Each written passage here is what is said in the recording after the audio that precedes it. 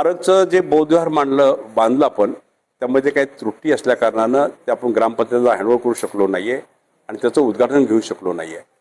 मंत्री महोदय सामाजिक न्याय मंत्री शिरसाट साहेब इथं आले, त्यांनी बघितलं, न उद्घाटन करता त्यांनी करेक्शन करायला सांगितलं, दुरुस्त करायला सांगितलं आणि ते परत गेले.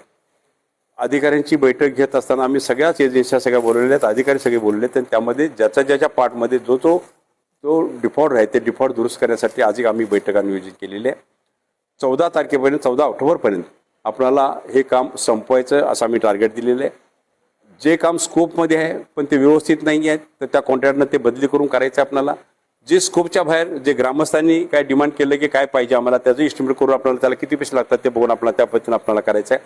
तर ह्या दृष्टिकोनातून बौद्ध विहार हे चांगलं, कारण तिथं पावित्र्य त्याचं आहे, बाबासाहेबांच्या अस्थी तिथं आहे, त्यामुळे त्याचं पावित्र्य ठेवणं आणि ते सुशोभीकरण करणं हे आमच्या सगळ्यांचं कार्यकर्त्यांचं काम आहे आणि ते करण्याचा आम्ही निश्चित प्रयत्न केला आहे. अधिकाऱ्यांना ज्या इन्स्ट्रक्शन दिल्या आहेत, विनंत्या केल्या त्या विनंत्याला आपण सगळ्यांनी पात्र राहायचं आहे.